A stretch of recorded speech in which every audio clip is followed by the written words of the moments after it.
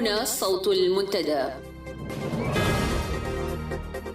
صوت المنتدى بث إذاعي يأتيكم يومي الأربعاء والسبت من كل أسبوع، وفي الأوقات من 8 إلى 9 مساء أيام الأربعاء، ومن 9 إلى 10 مساء أيام السبت بتوقيت إريتريا.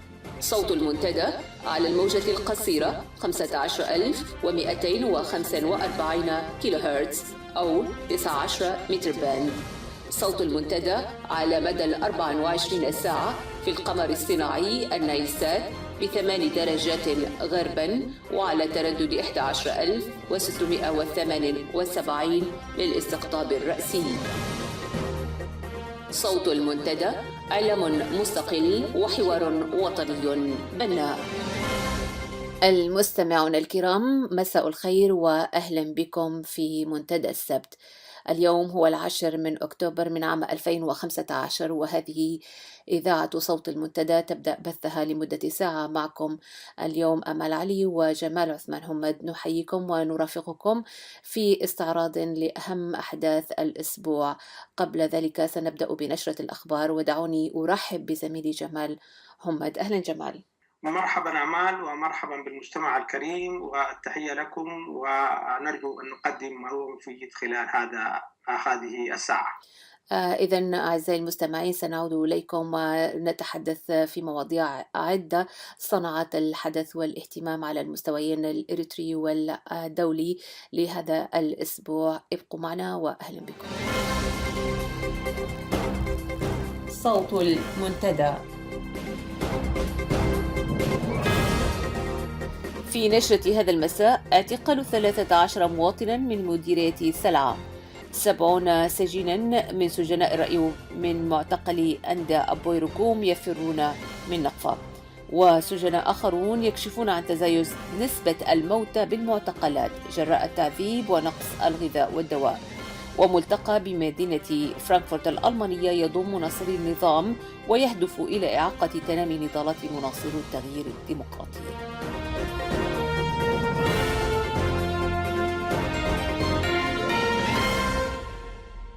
تفاصيل الأخبار: قامت أجهزة النظام القمعي في إريتريا باختطاف 13 مواطنا إريتريا من مديرية سلعة، كانوا يعملون في التعدين التقليدي بالقرب من مركز تعدين زارا الذي يتم استغلاله من قبل العصابة الحاكمة في إريتريا عبر شركة أجنبية. إن عملية اعتقال هؤلاء المواطنين تمت تحت حجة ممارستهم التعدين التقليدي بصورة غير قانونية، ولم تعرف الجهة التي اقتيدوا إليها.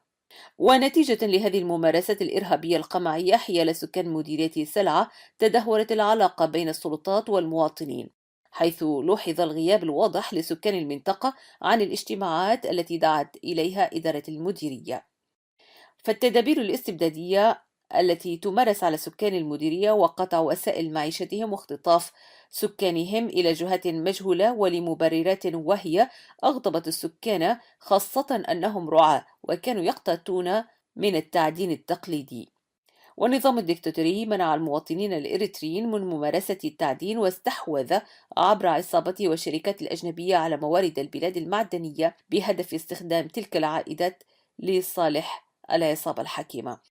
معلوم أن مركز زارا للتعدين يقع على بعد 10 كيلومترات غرب مديرية سلعة، ويعد مركز التعدين الثاني بعد بيشا، وكلاهما تحت سيطرة كاملة من قبل حكومة أسمرة. ولا علم للشعب الإريتري أي معلومة عن عائدات هذه الثروة الوطنية. العصابة الحاكمة تحتكر استخراجه وعائداته دون أي رقيب وحسيب من أي جهة. أشارت مصادر إذاعة المنتدى من إقليم شمال البحر الأحمر أن عملية الهروب الكبير لسجناء الرأي والضمير، والتي نفذت أثناء الليل من قبل 70 معتقلا، قامت على إثرها أجهزة أمن النظام القمعي بالمطاردة، حيث أطلقت عليهم الذخيرة الحية. وقد استشهد على إثر ذلك 2 من الفارين، ونشرت أجهزة النظام دورياتها في المنطقة. كما نشرت بعض من وحداتها على الحدود السودانية، لكنها لم تتمكن من القبض على أحد منهم. هذا وقد أضافت مصادر المنتدى أن العديد من هؤلاء الفارين دخلوا إلى السودان، وأن سلطات الأمن في السودان ألقت القبض على العديد منهم، وأن هناك مخاوف حقيقية كبيرة من أن تقوم سلطات الأمن السوداني بإعادتهم وتسليمهم لسلطات الاستبداد في أسمرة. يذكر أن معتقل عند أبوي رجوم بمدينة نقفة يديره العقيد جمال المدير السابق لمعسكر ويعة، وهو معروف بولائه المطلق للنظام القمعي وقساوته الدموية.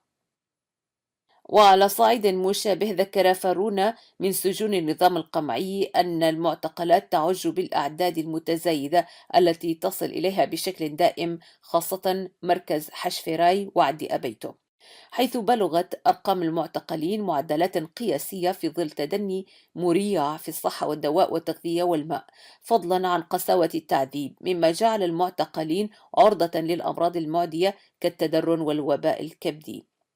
هذا الواقع صعد من نسبة الوفيات الناجمة عن التعذيب النفسي والجسدي وغياب أدنى مقومات الرعاية الأولية. المعتقلون وبأسباب كالاشتباه في محاولة الفرار من جحيم سياسة النظام الدكتاتوري أو الذين يبدون آراءهم حيال الاستبداد القائم في البلاد أصبحوا في وضع غير إنساني في المعتقلات، وهذا أصبح حديث الشعب في هذه الآونة لارتفاع معدل الوفيات. يذكر أن إريتريا في ظل حكومة أسمرة تكثر فيها السجون وأعداد المعتقلين على خلفية انعدام الحريات، فهي مرشحة لتكون الدولة الأكثر اعتقالا لمواطنيها في العالم قياسا بحجم السكان. فالمؤسسات العالمية المهتمة بحقوق الإنسان أشارت إلى أن عدد المختطفين في إريتريا قد تجاوز 10,000 مختطف ومعتقل، وتجاوزت مراكز الاعتقال أكثر من 350 مركزا للاعتقال. وأخيرا تقيم الحكومة غير الشرعية في إريتريا ملتقى بمدينة فرانكفورت الألمانية يضم ناصريها، وذلك بهدف إعاقة تنامي نضالات مناصرو التغيير الديمقراطي. مصادر المنتدى التي تتابع عن قرب خطط إعداد هذا التجمع المعادي للحريات والعدالة والمؤيد للاستبداد وحكم الفرد المطلق أشارت إلى أن الحكومة أبلغت بشكل حازم سفرائها في أوروبا وكذلك مسؤولي ما يسمى بالشعبية بضرورة حضور هذا الملتقى لتدرس كيفية مجابهة العمل المعارض الذي غدا يسجل تقدما ملحوظا في فتح نظام الفرد الطاغية. سيشارك كذلك في هذا التجمع المعادي للحرية وزير خارجية سياس أفريقي السيد عثمان صالح. يذكر أن يماني جبرآب ذكر في تجمع سابق لمناصري العصابة الحاكمة بأن الشباب عليهم أن ينشطوا على منابر التواصل الاجتماعي، وأن حكومة إريتريا سوف توفر المال الكافي لذلك. إن النضال المتصاعد للشعب الإريتري ومحبو التغيير الديمقراطي في مناداتهم بدولة العدالة والقانون في وسائل الاتصال الشعبي أصبح يزعج بشكل واضح مضاجع الطاغية السياسي الأفريقي وعصابته. لهذا نجد المسؤول السياسي السيد يماني جبرآب يشكل مجموعات مدفوعة الأجر لتنشط في الفيسبوك وتويتر والوسائل المماثلة لتزرع العنصرية والجهوية والتناحر بين أبناء الشعب الإريتري تجسيدا لمبدأ فرق تسد. نهاية النشرة.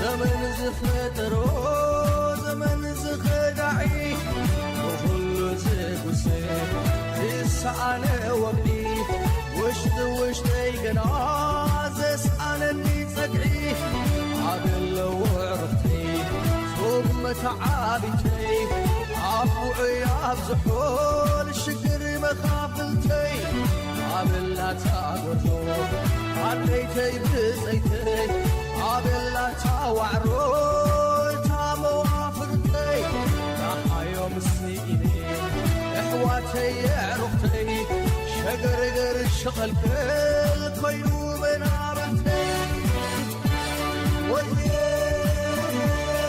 ويه ويه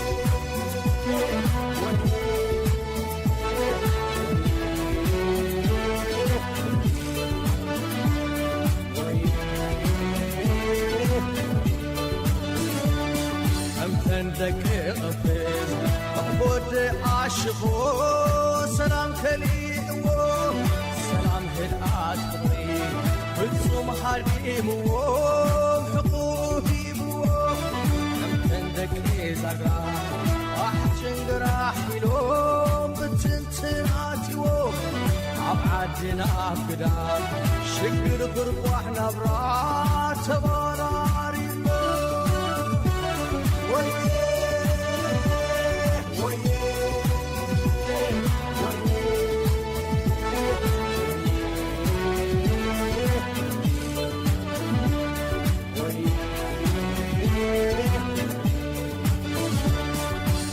زحاوها لسه زحافتها عن زهدها زدت السئنكا يشكر بشكر يتفتحوا فتنكا عبصمصم سهراه يوصليوكا عبتي قبات بحيم أعمل سليقوكا ويكمل عسعويات قادو درغبكا عبتجأكا سياي إداقا وريدكا عقبالكا كبوزين نبور حاريوكا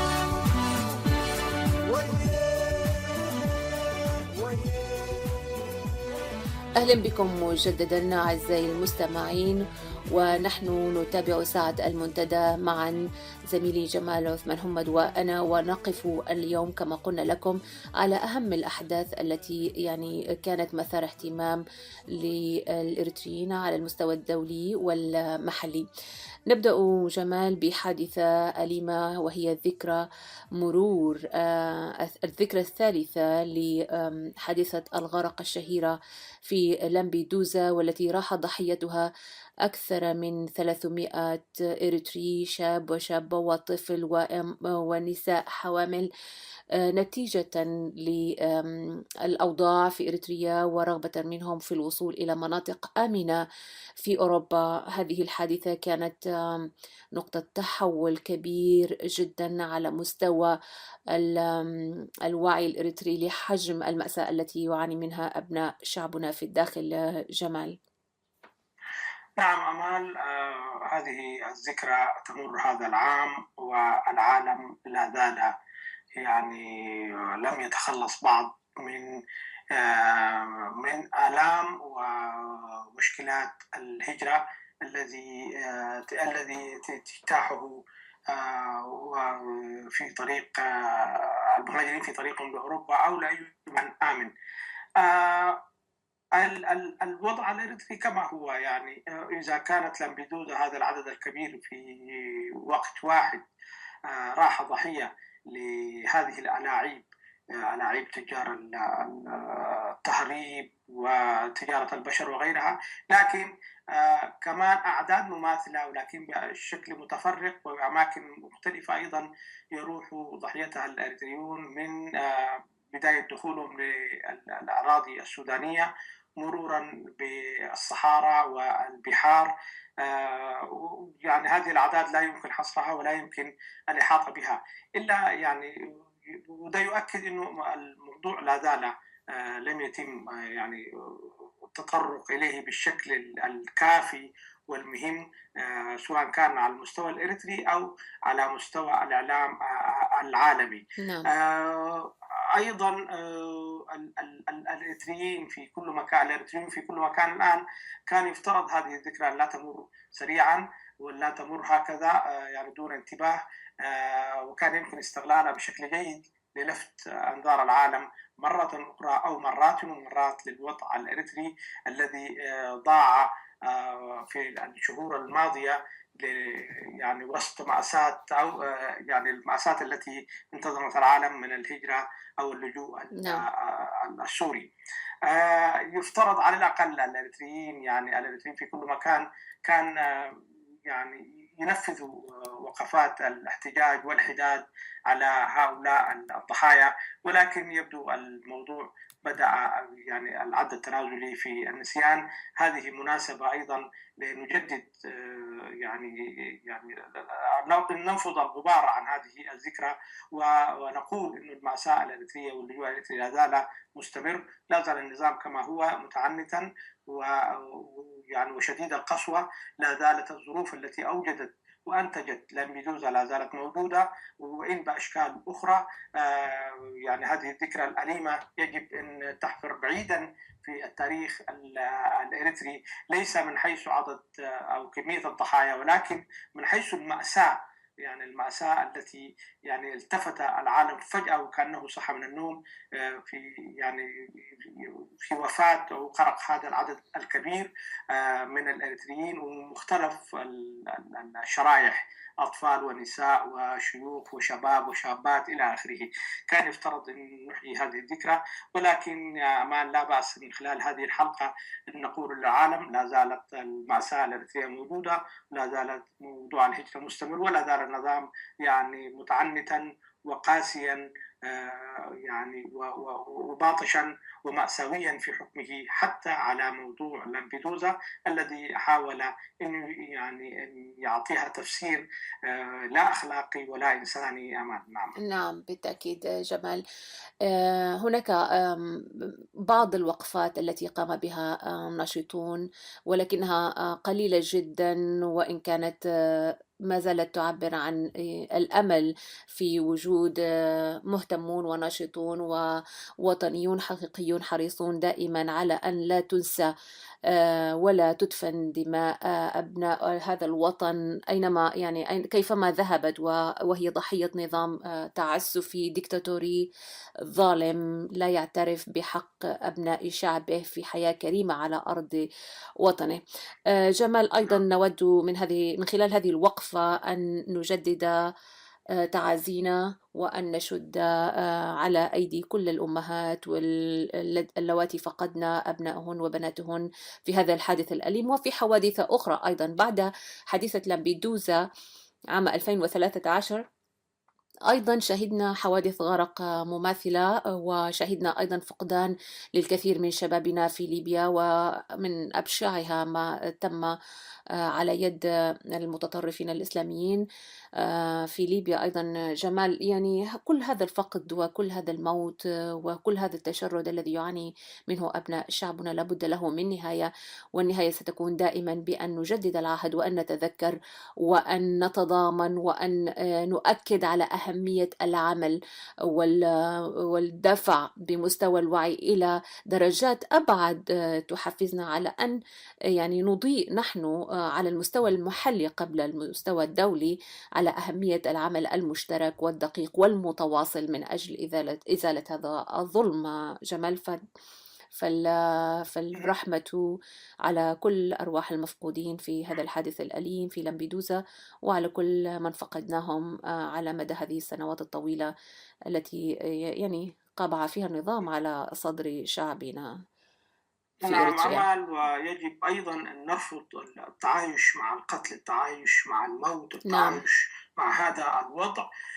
رفضنا لهذا التعايش يجب أن يكون كما أسلفت من خلال تضامن يعني أكبر شبكة من المنظمات والتنظيمات والأفراد والشخصيات العامة التي تندد وترفض التعايش. النظام يريدنا أن نتعايش مع هذا الوضع، نحن نرفض أن نتعايش مع هذا الوضع. نرفض أن نتعايش مع الاستثناء، والقاعدة هي الحياة للجميع، الحرية للجميع. بالتأكيد.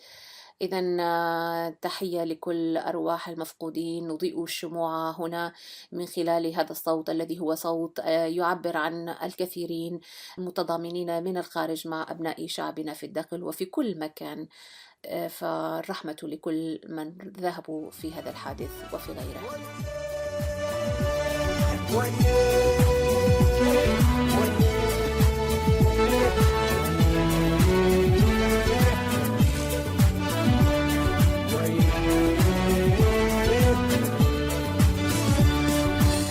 حلك على خايو شكر تاريخ كوين نبر الجلب بين عبيد حوي حبتين بالحلنا يبربر الشكر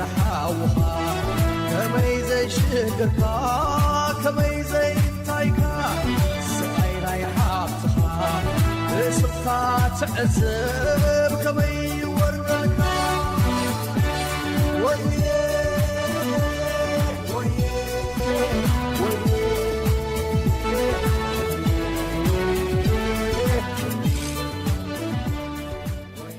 أهلا بكم مجددا أعزائي المستمعين، ونحن معكم هنا في صوت المنتدى. أيضا سنقوم الآن بالحديث عن موضوع صنع الحدث في الأسبوع الماضي والأيام الماضية بشكل عام على المستوى الإريتري المحلي والمعارض، وهو التصعيدات التي شهدناها مؤخرا التي جاءت من إثيوبيا، والتي تحدث من خلالها مسؤولون كبار على مستوى رئيس وزراء وغيره، وهم يهددون وينذرون بأنهم سيقومون بخطوات رادعة جمال إذا ما قامت إريتريا بأي تحرك ضد إثيوبيا. في ظل متابعتنا للأحداث على مستوى الداخل الإريتري، وفي ظل يعني وعينا بأن النظام في حالة انهيار إن لم نقل تام، فهو على حافة الهاوية كما تقول كثير من الأحداث والتطورات. إن طال الزمن أو قصر فهو منتهي وسينتهي قريبا. جمال، فما طبيعة هذه التهديدات، ولماذا هذا التصعيد الإثيوبي في فترة قصيرة؟ سمعنا تصعيدين أو تصريحين من مسؤولين كبيرين في فترة قصيرة جدا، يمكن أقل من شهر. جمال. نعم، أمال يمكن قراءة هذه التصريحات النارية إذا صحت التسمية في أكثر من مستوى أكثر من زاوية. أولا الكلمة بتاع الرئيس تشومي أو رئيس الدولة الإثيوبية تشومي جاءت في افتتاح الجلسة الأولى للبرلمان والمجلس الاتحادي مجتمعين. طبعا كان يفترض في هذه الكلمة الطويلة نسبيا في افتتاح هذا المجلس أن يتطرق الرئيس تشومي لأوضاع البلد بشكل عام وعلاقته بإريتريا بشكل خاص.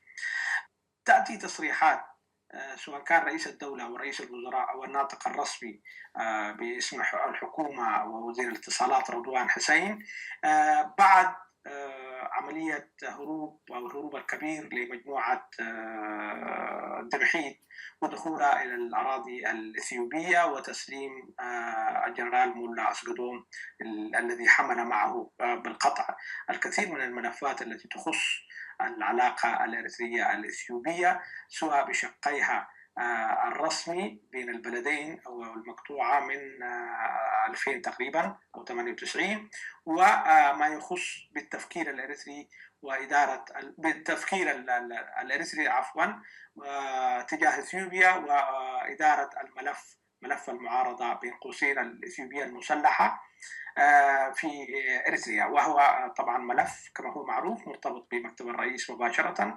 وبرئيس الحرس الخاص بالرئيس سياس أفورقي اللي هو العقيد تسفالدت.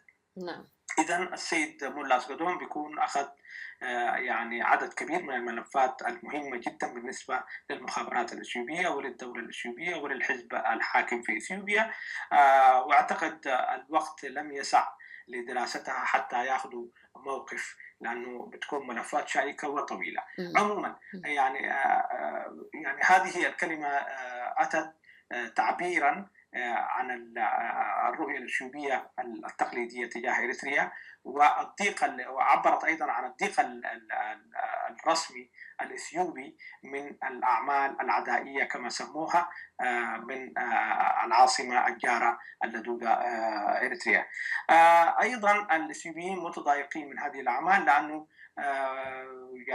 التفكير الاقتصادي بتاعهم الآن منصب في السنوات الخمسة القادمة لمواصلة أهداف التنمية الكبرى، وفي نفس الوقت بناء موضوع السد دون أي عوائق سواء كانت أمنية أو عسكرية.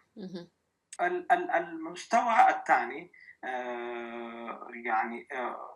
بتكون عندهم معلومات فعلا وصلتهم من الإريتريين كانوا يعدوا على الأقل لشيء ما تجاه إثيوبيا، وده كانت يعني هذه الملف كان المفروض راس الحربة في تنفيذه أو المخطط في تنفيذه إذا صحت التسمية كانوا حيكونوا دمحيت، والآن دمحيت تحولت من هذا الطريق، وبالتالي مجموعة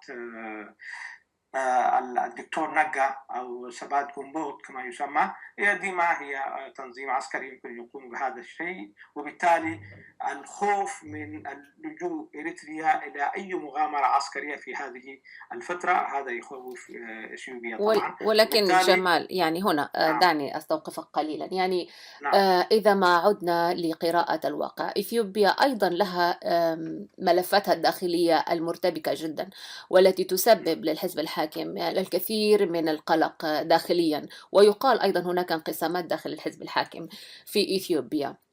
ما مصلحة نعم إثيوبيا الآن من هذا التصعيد، خاصة أننا نعلم أن النظام الإريتري ضعيف، ناهيك عن أن يقوم بعمل ضد إثيوبيا، هو لا يستطيع بشكل أو بآخر السيطرة الكاملة على الداخل بشكل أمني. هناك خلافات كما اتصلنا، وهناك انقسامات، وهناك أيضا اعتقالات كثيرة تحدث في صفوف يعني القادة في الجيش، ونسمع دائما عن هروب بعض الشخصيات المهمة.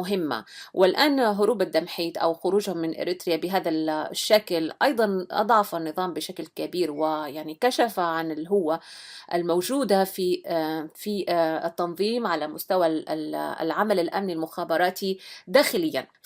يعني هل من المنطق في ظل هكذا واقع أن يقوم النظام بأي عمل يهدد إثيوبيا الآن؟ يعني هو في أضعف حالته. يعني إريتريا الآن ليست هي إريتريا ما بعد التحرير، على مستوى الجيش، وعلى مستوى التنسيق الأمني، حتى على مستوى رئيس النظام. يعني هناك الكثير من الأقاويل التي لا نعرف مدى صحتها، ولكن يبدو من سير ترمومتر الأحداث في إريتريا أنه ليس بهذه القوة، وهناك ضعف، وهناك يعني ارتباك. فإريتريا ليست الدولة التي ستقوم الآن بمهاجمة إثيوبيا. لماذا نقلق نحن؟ لماذا لا نركز أكثر على أن نقرأ الواقع من حيث إثيوبيا هي أيضا في ورطة كنظام حكم داخلي؟ هناك ارتباك كبير في إثيوبيا إذا أردت. نعم الملف الإريتري الإثيوبي دائما في داخل أروقة النظام في إثيوبيا يعتبر ترمومتر للقياس ولاء يعني القيادي أو الوزير لبلده وللحزب الائتلاف الحاكم في إثيوبيا. هذا رئيس الوزراء هو من خارج هذه التشكيلة، من خارج الجبهة الشعبية لتحرير تيغراي، وبالتالي كل مرة لازم يؤكد لهذا الائتلاف أنه هو لا يتناقض تماما مع الرؤية العامة للجبهة الشعبية لتحرير تيغراي أو الائتلاف الحاكم في إثيوبيا. نعم. هذا واحد. اثنين، أيضا هذه التصريحات يتم من خلالها لجم الاتجاهات المتطرفة والداعية للحرب مع إريتريا، وبالتالي يعني هم يحاولوا لجم هذه الاتجاهات، وفي نفس الوقت يرضوا البرلمان بشكل كامل انه هم ليسوا في تعاون مع إريتريا ومع المخططات التي تعملها إريتريا لزعزعة الأوضاع في المنطقة، خاصة وانه المناطق التي يعني تحادث إريتريا زي اقليم زي المناطق بتاع الحمراء وغيرها هي مناطق زراعية، وبالتالي أي زعزعة وأي حرب في المنطقة دي معناه توقف الإنتاج الزراعي. وبالتالي يعني هذه التصريحات أيضا يمكن أن تقرأ كأنه يعني تصريحات علاقات عامة تفيد الوضع الداخلي وتنفي وتبعد عن يعني محاولة لجم زي ما قلنا المتطرفين. أيضا الإثيوبيين مقبلين على يعني أعتقد الانتخابات ليست ببعيد، وبالتالي من الآن يتم الإعداد لها، لأنه زي ما قلنا إريتريا أو العلاقة مع الملف الإريتري هي يعني ترمومتر يعني ترمومتر بعض المسؤولين الكبار، خاصة عندما يكونوا من خارج أو غير مؤثرين بالضرورة داخل التحالف الموجود في يعني الحاكم في إثيوبيا. رئيس الوزراء هو من خارج هذه التشكيلة، يعني أو ما من الشخصيات المؤثرة، هو خلف الرئيس زيناوي في الحكم، وبالتالي يحاول بقدر الامكان زيناوي الذي اتهم في فتره من الفترات من داخل الجبهه الشعبيه لتحرير التغريب بالتهاون مع اريتريا، والذي اتهموه انه يعني تهاون مع اخوانه. هذا الرئيس لا علاقه له بهذا التاريخ الطويل، وبالتالي يحاول يثبت وضعه ويحاول ان يركز سلطاته. نحن نقلق لانه هذه التصريحات يعني الناريه بين قوسين يستفيد منها النظام، ليس للقيام باي مغامرات عسكريه لانه ما عنده مقدره ولا الدخول في حرب، ولكن يستفيد منها بشكل مباشر في زياده سطوته الداخليه، في زياده تعبئه الناس، في اظهار نفسه وكانه الحمل الوديع المعتدى عليه سواء كان داخليا او نعم. على المستوى الاقليمي. نعم. وايضا تستخدم في الابتزاز العربي، لابتزاز الدول المحيطه به عربيا، نعم. من خلال انه هذه الدوله الكبيره تحاول ان تهيمن عليه وتحاول ان تنتزع منه يعني بلده الى اخره. نعم. وبالتالي النظام بقدر الامكان يستفيد من هذه التصريحات بالشكل اللي يعني يخدم مصالحه. لو لاحظتي مع هذه التصريحات طوالي بتقوم يعني حملات بتاع اعتقالات، حملات بتاع زيادة رفع الجاهزية سواء كان داخل الجيش أو الجيش الشعبي أو وحدات الأمن وإلى آخره. نعم. وبالتالي يعني هذا النظام يحاول، أو النظام في أسمر يحاول تماما الاستفادة من هذه بالضبط. القدرات، ليس نعم. خوض حرب ولكن نعم. في محاولة منه ابتزاز الداخلي نعم. للإريتريين، وفي نفس الوقت الابتزاز الدول المحيطة وإظهار نفسه وكأنه ضحية معتدى عليه. نعم. نعم بالتأكيد جمال. إذن يعني هنا أود أن أشير وأؤكد عندما نتناول مثل هذا الموضوع من خلال إذاعة صوت المنتدى، إنما نحن نقوم بدعوة لكل الأطراف الإريترية المعنية أن تحاول أن تتجنب يعني الغرق في مثل هكذا يعني عمل دعائي من كلا الجانبين. يعني إذا ما كان النظام يقوم باستخدام وتوظيف مثل هذه التصريحات لتوتير الداخل ولهيه عن حقيقة ما يجري، وهو أنه نظام ضعيف وأنه ما زال ينتهك ويفعل ويعمل وهكذا، يعني دائما حجة العدو الخارجي والتهديد أصبحت مكشوفة، ولا بد أن نعي على مستوى العمل الوطني تنظيميا ومدنيا واجتماعيا وحتى إعلاميا على مستوى الناشطين في كل مكان، أن لا نتصيد يعني أن لا نقع مصيدة لهكذا عمل دعائي لكلا الجانبين. جمال، هذا تنبيه. وأتمنى أيضا أن يتقدم كل من يعني يود أن يسهب في هذا الموضوع، لأنه موضوع مهم جدا وحيوي، كون أنه أيضا يعكس أو يعطي الفرصة لبعض الأصوات التي يعني تشجع أو تنادي بتدخل إثيوبي وغيره لحل المسألة في إريتريا، وهي يعني تنبع من حجم المعاناة التي يعيشها أبناء شعبنا، ولكن علينا أن نتعامل بحذر وبوعي وبجدية تامة في هذا الموضوع. جمال، في ختام هذا الموضوع هناك يعني تأكيد منا هنا لمنظمات المجتمع المدني وللناشطين السياسيين والمدنيين والإعلاميين أن يتعاملوا في هذا الموضوع بوعي أكثر وباهتمام أكثر. نعم، وأنا أعتقد أيضا أنه الرد الإثيوبي إذا كان رد عملي يعني وفعال، يجب أن ينصب في تقديم العون والدعم اللازم للمعارضة الإريترية من أجل القيام بهذا الدور. يعني إسقاط النظام ليس من مسؤولية دول المنطقة، لا إثيوبيا ولا غيرها. إسقاط النظام والتحول داخل إريتريا هو من صلب صلاحيات الشعب الإريتري وحده وليس غيره، وبالتالي دعم هذا الشعب ودعم القوى والتغيير داخله من أجل القيام بهذه المهمة، ده هو الرد العملي السليم والمهم والذي يحفظ علاقات الشعبين الإريتري والإثيوبي وعلاقات البلدين. ولكن أن تقوم إثيوبيا أو غير إثيوبيا أي دولة كانت يعني بهذه العملية نيابة عن الشعب الإريتري، فهذا يعني أنه خلق المزيد من العراقيل خلق المزيد من زعزعة وعدم استقرار المنطقة. الرد العملي أعتقد الإثيوبي هو تقديم هذا الدعم والمساندة للشعب الإريتري من أجل القيام بدوره وإعادة المياه إلى مجاريها واستقرار المنطقة بشكل عام، وليس بإطلاق التهديدات ولا بالحشود العسكرية وغير العسكرية أو من خلال الضغط على الحكومة الإريترية، يعني من خلال المجتمع الدولي للضغط على الحكومة الإريترية لإيقاف يعني سياستها في زعزعة أوضاع المنطقة. أعتقد الرد العملي والسليم هو ده، وأيضا هو الذي يحفظ علاقة شعبينا ببعض، لأنه الحرب إذا دارت أيا كان حجمها التي تدور، الذين سيموتون هم من الشعب الإريتري، من كل شرائح الشعب الإريتري، وليس سياس وحده ولا سبحة إفرين ولا ولدفوس. ولذلك أنا أعتقد على أثيوبيا أن تفكر جيدا، وبدل من إطلاق التهديدات عليها بتقديم الدعم، خاصة أن المعارضة الإريترية كلها مجتمعة، وهنا أنا أقول صراحة تشتكي من عدم الدعم اللازم والضروري والفعال الإثيوبي لهذه القوة أو للقوة المدنية.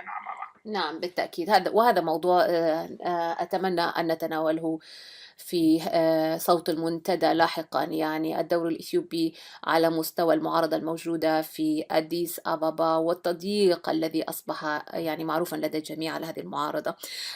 سنعود مرة أخرى من خلال هذه الساعة ونتابع معكم الأحداث لهذا الأسبوع.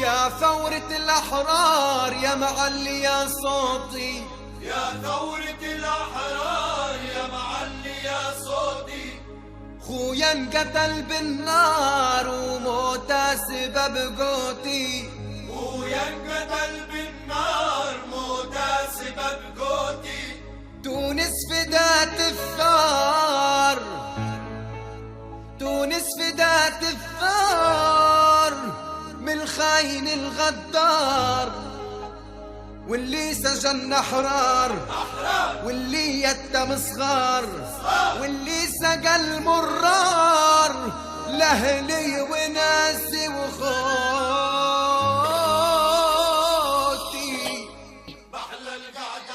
إذا نعود مجددا في هذه الساعة أعزائي المستمعين، ونحن نعكس الضوء على الكثير من الأحداث لهذا الأسبوع. هناك حدث مهم ويعني جدير بأن نقف عليه جمل، وهو جائزة نوبل للسلام، والتي أعلنت يوم أمس الجمعة، والتي كرمت فيها هذه المنظمة وهذه الجائزة العالمية اللجنة الرباعية أو الرباعي الراعي للحوار الوطني في تونس، والذي فاز بهذه الجائزة. قبل أن نخوض في هذا الموضوع دعني أقرأ على المستمع الكريم الخبر كما أوردته وكالات الأنباء المتعددة. فتقول أن لجنة نوبل النرويجية منحت يوم الجمعة الذي هو يوم أمس جائزة نوبل للسلام لعام 2015 للمنظمات الأربع التي شكلت الرباعي الراعي للحوار الوطني في تونس، وذلك تقديرا لمساهمتها الحاسمة في بناء ديمقراطية متعددة بعد ثورة الياسمين في عام 2011. وقالت اللجنة أن الوساطة الرباعية تشكلت صيف 2013 بينما كانت عملية الانتقال إلى الديمقراطية تواجه مخاطر نتيجة اغتيالات سياسية واضطرابات اجتماعية على نطاق واسع.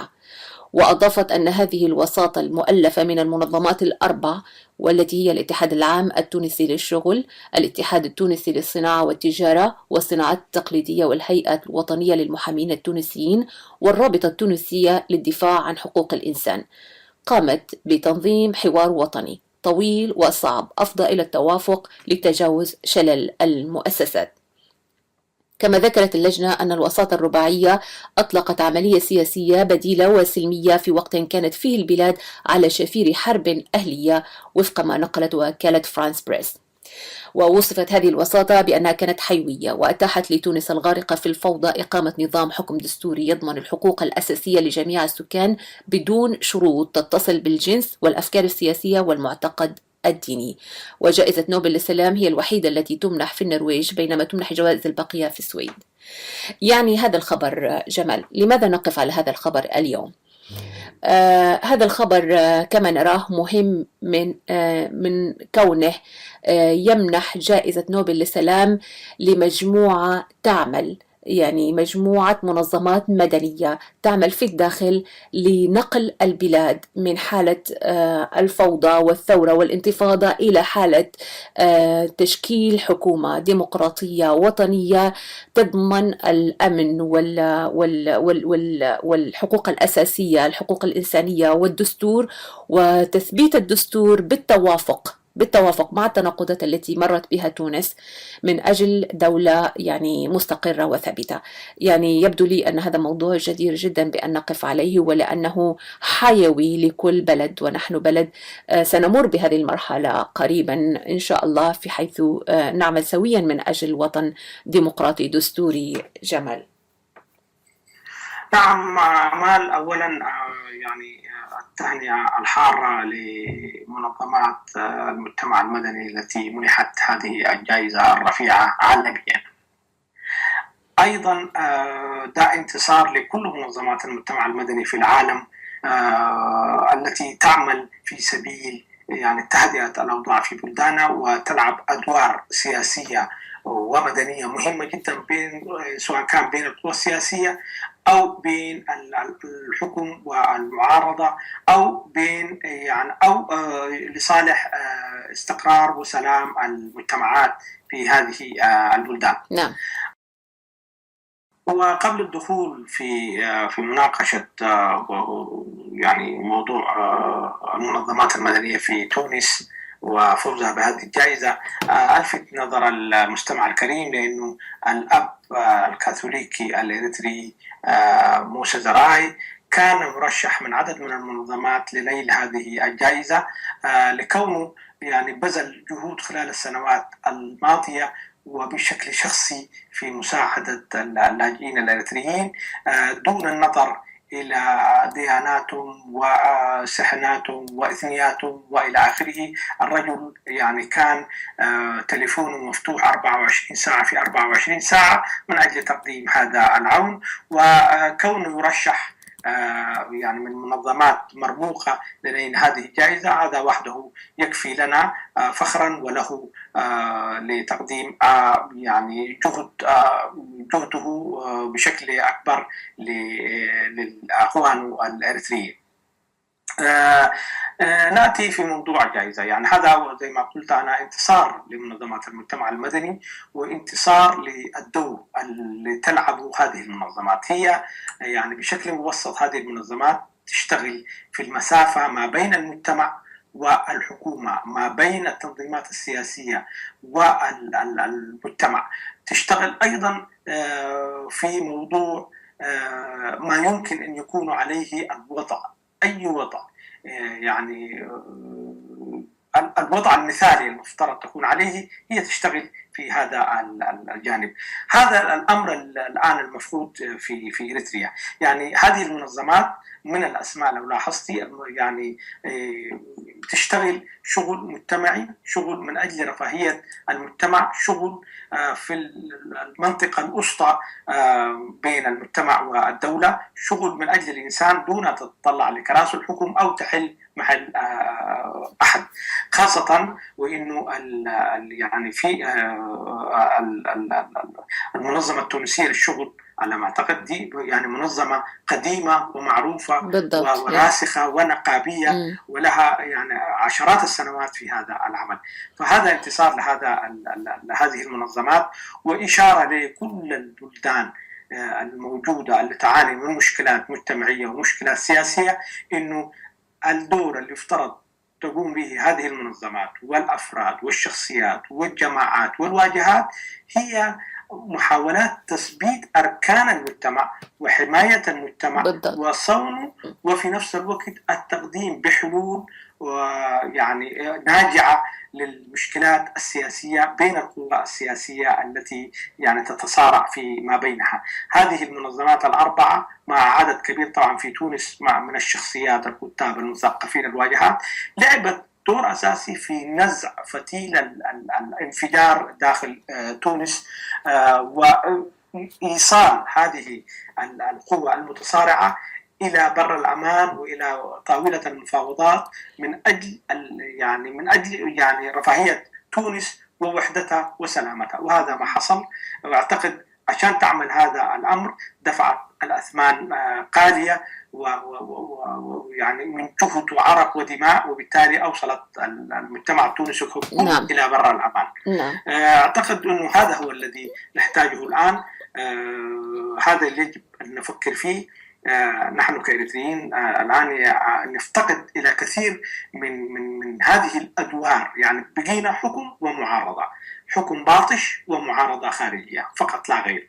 يجب أن يكون هناك قوة ثالثة تلعب دور أساسي في حماية المجتمع الإريتري. وكما أشرنا أنه يعني هذا الرجل ولوحده، وأيضا في عشرات، ليس لوحده طبعا، في عشرات من الأمثلة يمكن نتحدث عنها، ولكن هذا الرجل القس لعب دورا رئيسيا في حماية على الأقل ما يستطيع هو كبشر بطاقته المحدودة. فما بالك لو عملنا مثلا شبكة من المنظمات من أجل يعني العمل المدني وحماية الإريتريين، حماية اللاجئين، الحديث باسمهم، لفت الأنظار لقضاياهم.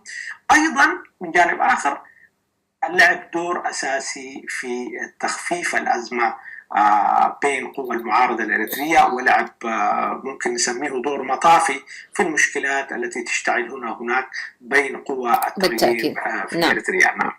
نعم بالتأكيد جمال، كل ما ذكرته هو لب الموضوع ولبنة أو زبدة هذا الحديث، بأن دور منظمات المجتمع المدني مهم جدا وضروري جدا. يعني هذا الأقصى من أقصى إلى أقصى، يعني من حكومة ظالمة ونظام يعني ديكتاتوري إلى معارضة يعني تغرق في كثير من صراعاتها السياسية الجانبية وتبعدها وتخلق هو يعني بين أبناء المجتمع هو ما نريد، ويجب أن نعمل على ردمه من خلال تنشيط ودعم دور المنظمات المدنية والأفراد. يعني نحن هنا في إريتريا حالة استثنائية، كون طبعا لا مقارنة، يعني تونس دولة مستقرة. حتى في عهد زين العابدين بن علي كانت تونس من الدول التي يعني لها شكل مؤسسي وحققت نمو اقتصادي.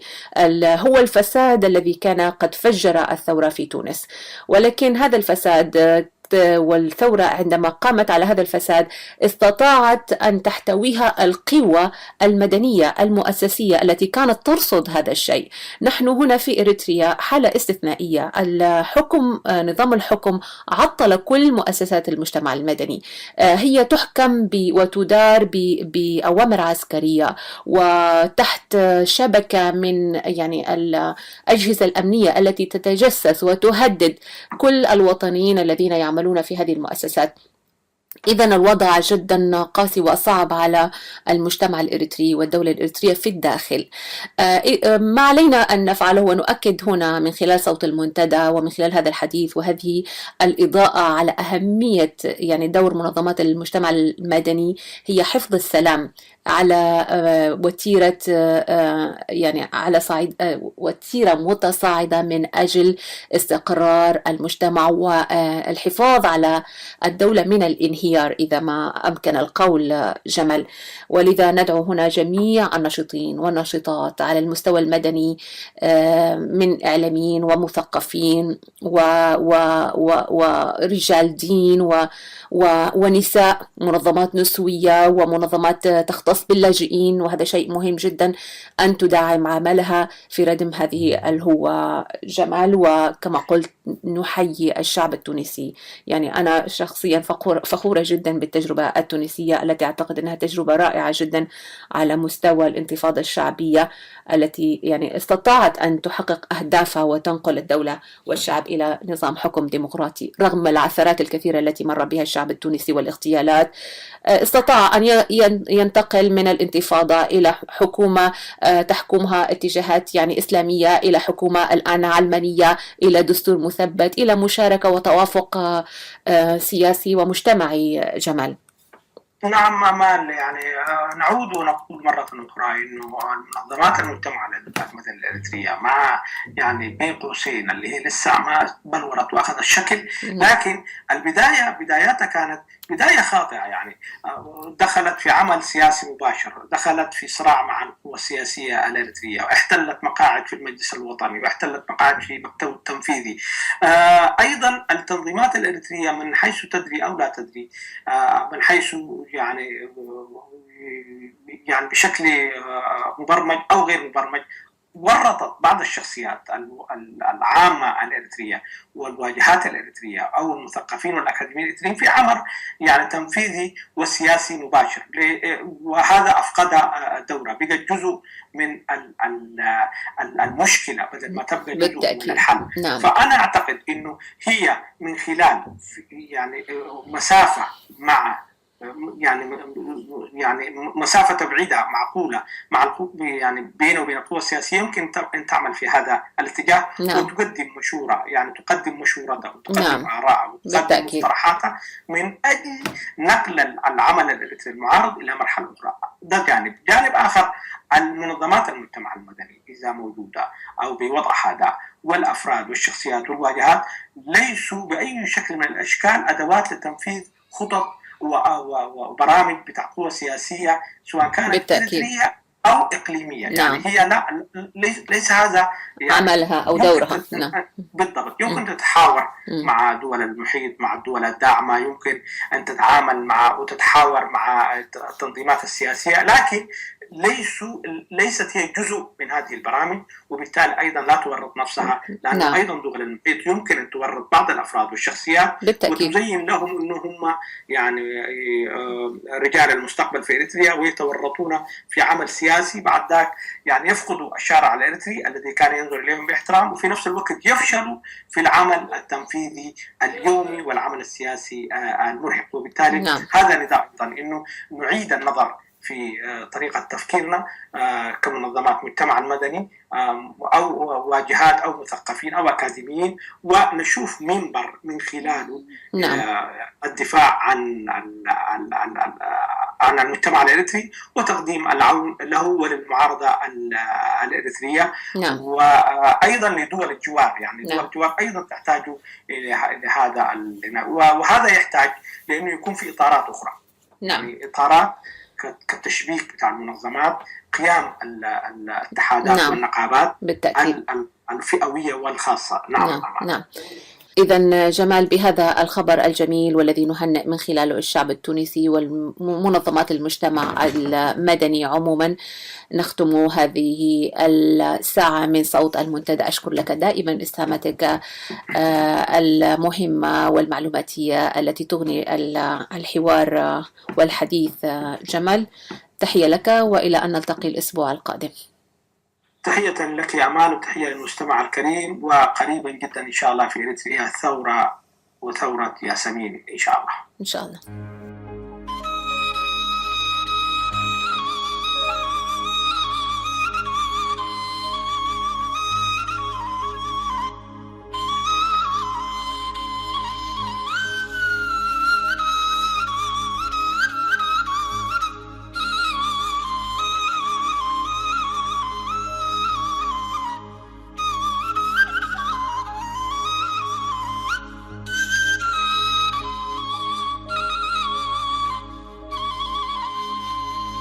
يا ثورة الأحرار يا معلي يا صوتي، يا ثورة الأحرار يا معلي يا صوتي، خويا انقتل بالنار وموته سبب قوتي، خويا انقتل بالنار موته سبب قوتي، تونس فدات الثار، تونس فدات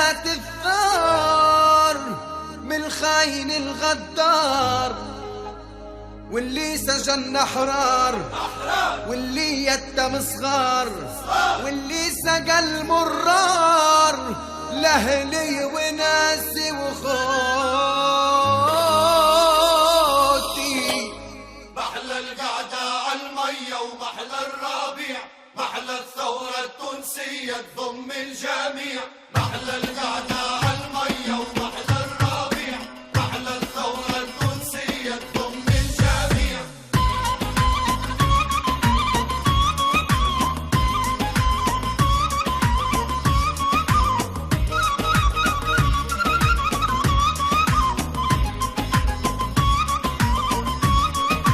محلى القعدة عالمية ومحلى الربيع، محلى الثورة التونسية تضم الجميع. محلى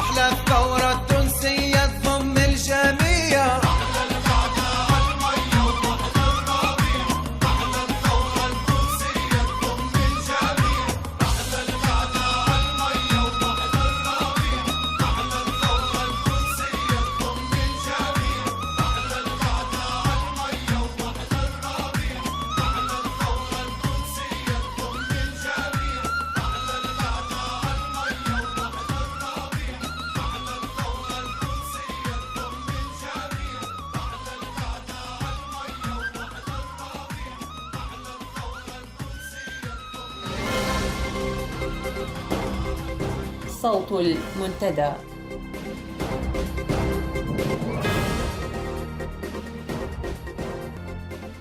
وبهذا أعزائي المستمعين نأتي إلى ختام ساعة هذا المساء.